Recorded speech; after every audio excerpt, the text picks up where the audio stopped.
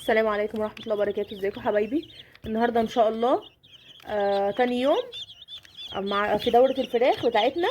بصوا زي ما انتم شايفين، بسم الله ما شاء الله، هما بياكلوا حلوين ازاي. بس انا شايفة ان الكرتونة ديت ضيقة عليهم، فابتدي دلوقتي هنقلهم في طبق كبير.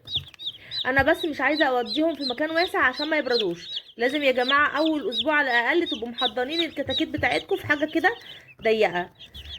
النهارده طبعا احنا امبارح استقبلناهم على محلول الجفاف. النهارده ان شاء الله هنحط لهم.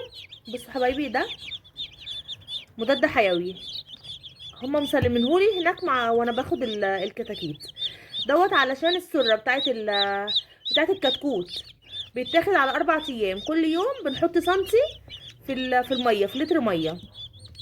فانا دلوقتي هحط سنتي من الدواء ده. بصوا السقايه كده بتاعتهم، بسم الله.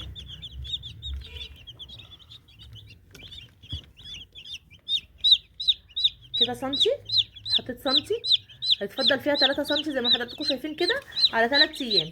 وهبتدي احط لتر الميه.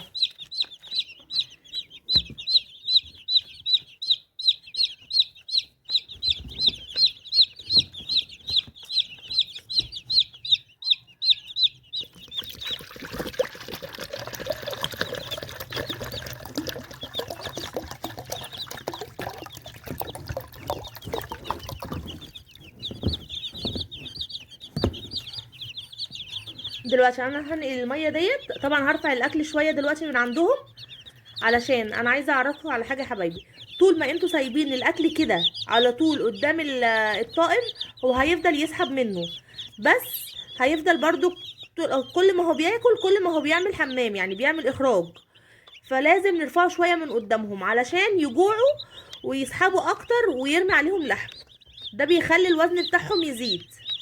فانا دلوقتي هرفع الاكل خالص من قدامهم، وهنحط الميه دي في حاجه اوسع من الكرتونه ديت، وهننقل الكتاكيت وهرجع لكم تاني.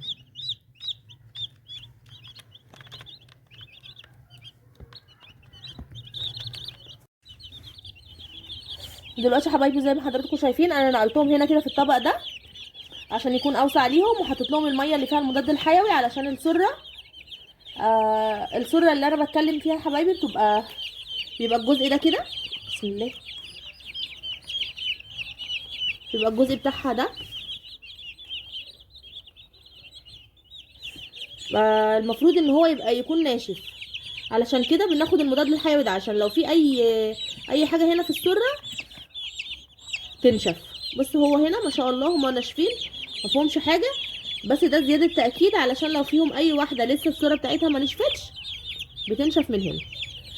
طبعا لو شايفين ان السره المكان الجزء ده مزرق او في جزء مش شكله مش عاجبكم، ما تاخدوش الكتكوت، لان ده بتبقى سرته ملتهبه.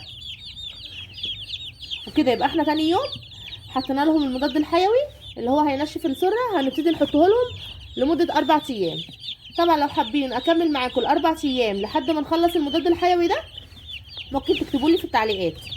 حابين ان انا اصور بعد ال4 ايام ونشوف هنحط ايه تاني بعد ال4 ايام، برضك ممكن تكتبوا لي في التعليقات. فياريت يا جماعه لو عجبكم الفيديو النهارده، فعلوا لي زر الجرس واشتركوا في القناه عشان يوصلكم كل جديد.